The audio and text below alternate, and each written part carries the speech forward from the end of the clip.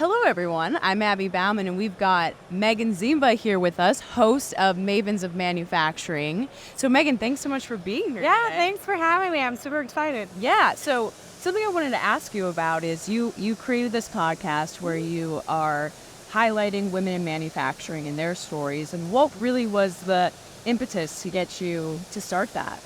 Yeah, so I started it in 2020, right when COVID hit and everybody was isolated. And I saw a lot of conversations happening on LinkedIn, and they were mostly men that were the guests and the hosts. And I started out as a tech writer in the trade publication industry. So when I was writing stories and walking trade show floors, I did meet a lot of women who were in the sector and they were doing a lot of great things. So I would offer them up as suggestions for guests for their shows. And they'd be like, yeah, we'll reach out and we'll invite them. And they never did.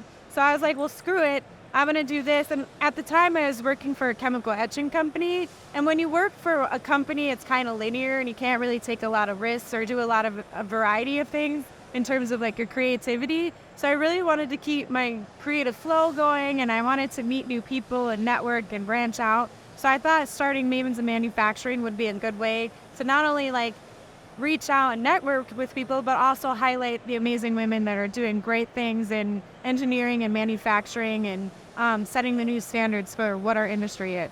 Yeah, and you've had almost over 100 guests now at this point, right? I'm at 126. Yeah, that's crazy.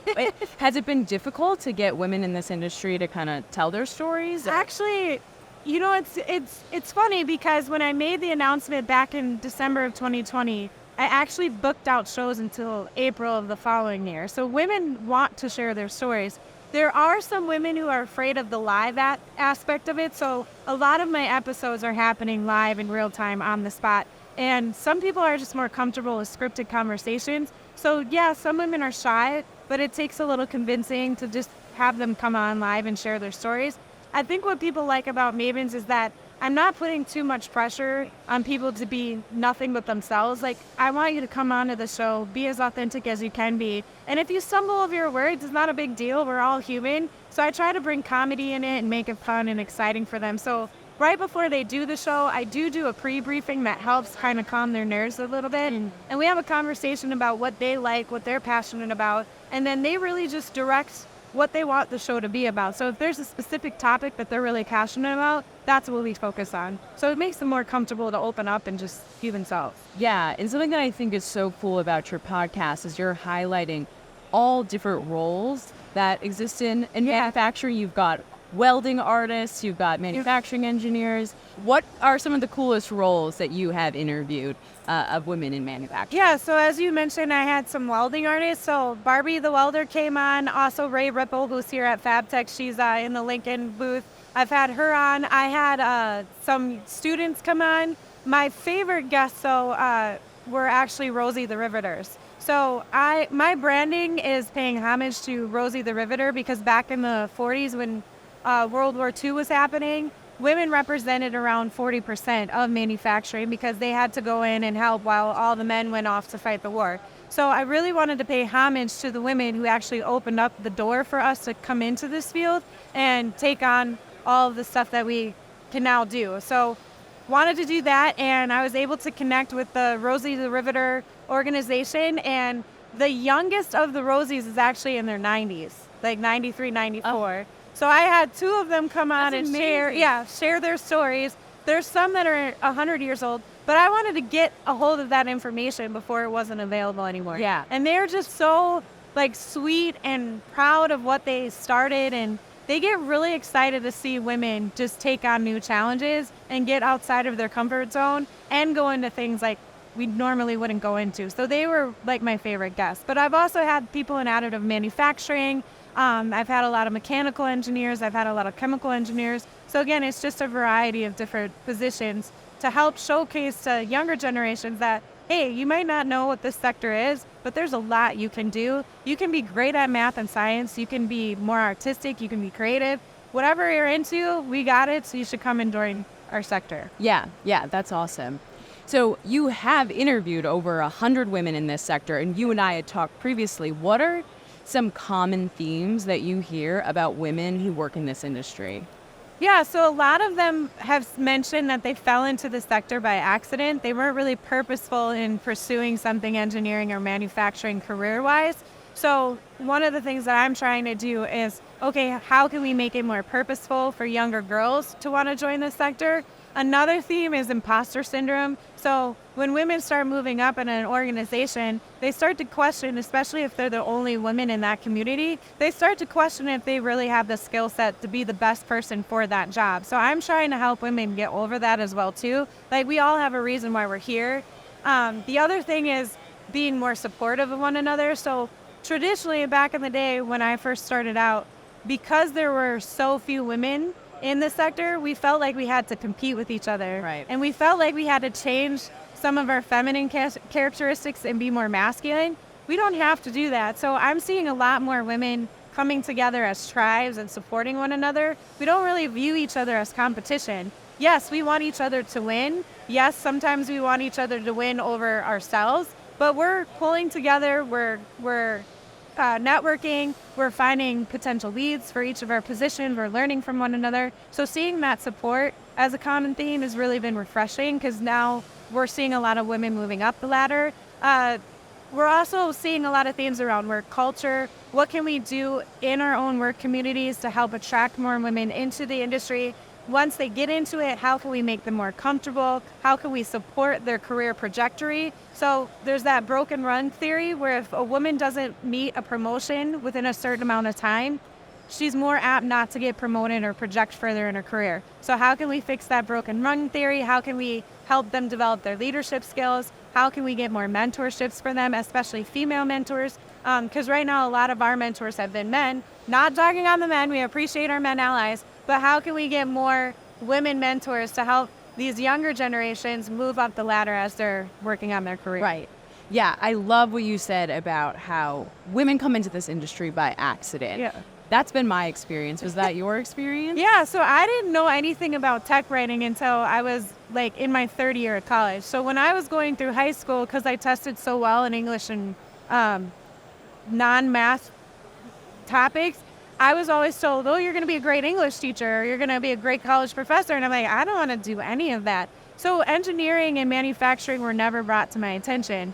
When I got to college, I almost flunked out twice. And then I got pregnant with my daughter. And then I moved back to Wisconsin. And that's where I really found out about technical writing. And I just had a really great professor. And our first project was trying to make an instruction list for peanut butter and a jelly sandwich, which is not easy by any means. So I just fell in love with the fact that I could take my creative writing skills with my technical writing skills and really get to the stories of why people are in this sector. And it's been phenomenal. So now I'm trying to use that personal experience of my own and let manufacturers and schools know that, hey, a lot of people don't know about these. If they don't know what they don't know, they're not going to pursue it. So let's make it more purposeful and get them to say, yes, when I grow up, I want to be an engineer. I want to be a manufacturer, not I want to be a firefighter. Nothing against firefighters or police officers or anything like that, but let's get them to say, I want to be an engineer or a manufacturer over the other choices that they might say. Yeah, exactly. If women stopped falling into this industry by accident and it was a lot more intentional, just imagine what this industry would look like. Yeah, absolutely. It would be only 30%, sometimes 10% Right. women in this industry. Right. So something I think everyone who's watching can agree that we need more women in this industry. That's not a controversial idea. But how can we actually get really specific about tactical takeaways, things that manufacturers can do, things that we can do, other women can do to get more women involved? So I think it's really important for manufacturers to know that they have to start locally in their own community, because it is a big problem that we have to solve together. So where can you have the biggest bang for your buck? Start locally, be an advocate, walk outside of your house, go take facility tours, talk to your high school, talk to your community members, bridge everybody together. That's what I'm working on right now. The high school that I graduated from, they're struggling with getting some funding. So I'm working with them to get a first robotics team started. I'm working with them to get community events created so that they can get funding for some of their programs that they have. I'm actually sponsoring a bus from my high school to come to IMTS that's coming up in 2024. They wanted to come to FabTech, but with the timing, it just didn't work out, and they need permission slips, and they have all these policies. But I definitely would have had sponsored them to come to this show because, again, what you don't know, you don't know. And Right. how are they going to learn to pursue any of these companies if they don't even know that they exist? Right. So I think if you can do some sponsorships as well, I think sponsorship is just as important as mentors. Also, we have a shortage of tech teachers. Like, there's a shortage of teachers. So what can we do to help upskill teachers? But also, what can we do to assist them? Can you maybe develop a virtual program where you're presenting to kids on a virtual platform, or can you volunteer your time and actually go into the school and teach them a topic? So I think at the local level is a really good start. We also need to start at younger ages. So not high school or middle school. We need to go into elementary schools and actually expose kids to what's out there in engineering and manufacturing. So be intentional. If you see a girl in the background not saying anything and her arms are crossed, focus on that girl. Ask her a question. I don't want to say force because that sounds negative, but engage with her and get her to tell her story. I went to an AMT event and that's exactly what happened. They had a robotics team there. They had one girl. She was crossed her arms. The guys were talking over her. So I purposely touched her shoulder. I was like, hey, what did you do for this team? Like, what was your responsibility? How did you provide value? And she slowly but surely got more comfortable. And then I couldn't get her to stop talking. Like, she was really excited that I was focused on her. So definitely do that if you see women struggling to have a voice. Yeah. I think what's so cool about that idea is just if everyone did their part, sponsored a local school, it would be helping out the entire industry across the country and across the world. To help solve the skills gap that is getting wider and wider basically every day. Well, an SME who's here, they're the Society for Manufacturing Engineers. They just announced a partnership with community colleges here in the nation. So they're really developing this program where they're going to be working with community colleges. They're going to start developing a curriculum, and they're going to be more purposeful about recruiting and getting that skilled talent for future opportunities that are going to come in. Hopefully by next year, they're going to double the 25 technical schools that they have on board right now. Hopefully they can double that or triple that by next year. So anyone that is interested in learning more about that, make sure to look into SME because they have a ton of information about it. And it's really going to help set up our future for success. Yeah. Any other tactical things you want manufacturers to know about what they can do about this issue? Yeah, I think there's ways that they can change their company culture as well. So a lot of our industry has been male dominated for a lot of years. So it really has to start up top at leadership. You really have to nip things in the bud. So if there's any sexual harassment or any kind of talk that might make people feel uncomfortable, you really have to set standards and guidelines and make sure that you follow through with that. Don't say that you have a certain company culture and then not follow through with that. The other thing is what can you do to really make the language inclusive and not masculine or just feminine? If you use gender neutral terms and you can start writing these job descriptions where they're not including a lot of qualifications, because there is studies out there that women will not apply for a job if they don't feel 100% qualified for it. So maybe put some inclusive language in there where, hey, we offer training. You don't have to know anything, everything. You can learn as you earn. Language like that is really helpful for women to feel comfortable that, I can continue to grow. Another thing is if you have educational opportunities, can you provide some reimbursement for those educational opportunities? I would totally work for a company that said, hey, we're going to pay for your college or your continuous education. I would totally jump on that bandwagon because college is not cheap. The other thing is too, join organizations like WIM or SME or other women organizations. Get a corporate membership. Encourage your female employees to start building those networks. Help them with their LinkedIn profile. Encourage them to go to events. Encourage them to go to trade shows. But don't make them go to trade shows by themselves because I see that a lot.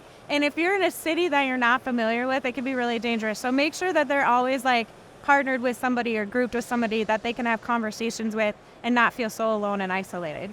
Well, that's why I think it's great that there are women like you in this industry who when you go to a trade show, you let everyone know on social media that you're going to be here and come say hi. And if you feel alone, please contact me because I will be that person to like walk you or help you with whatever. Because it can be pretty scary to come to a big trade show like this for the first time and like not know anyone. Yeah.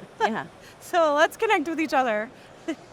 All right, so what have you got going on in the next year? I know you're taking December off to kind of start planning for the future. Yeah, so I'm actually working on my roadmap for 2024. I have shows booked out until March, so I'm looking for new guests to fill out the rest of 2024. I have some trade shows in mind. I definitely want to do some international traveling. I have an idea for a book that I'm going to start working on and get that published by 2025.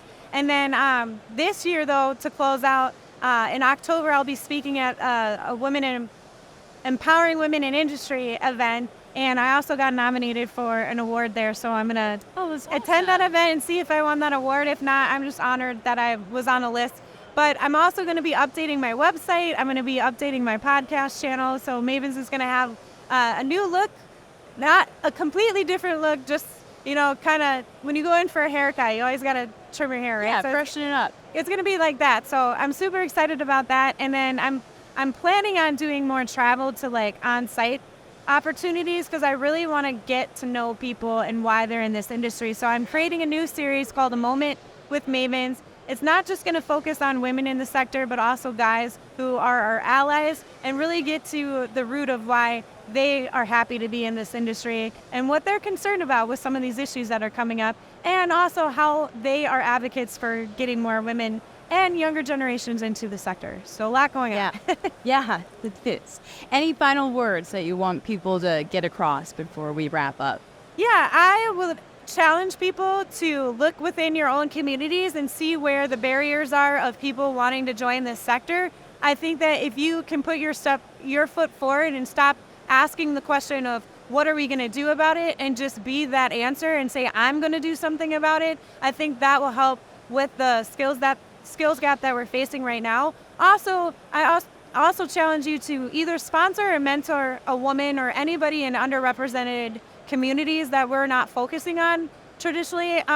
Just reach out to them, ask them what they're passionate about, and help connect them to other people. So be that connector for them. And then if you want to learn more information about me, please follow me or connect with me on LinkedIn. And also please subscribe to my YouTube channel. That's my shameless plug. Yes. Well, thank you, Meaghan. Yeah, we thanks really so much. appreciate you being here and sharing your perspective on this. I appreciate it, Abby. Thank you so much. Yeah, thanks.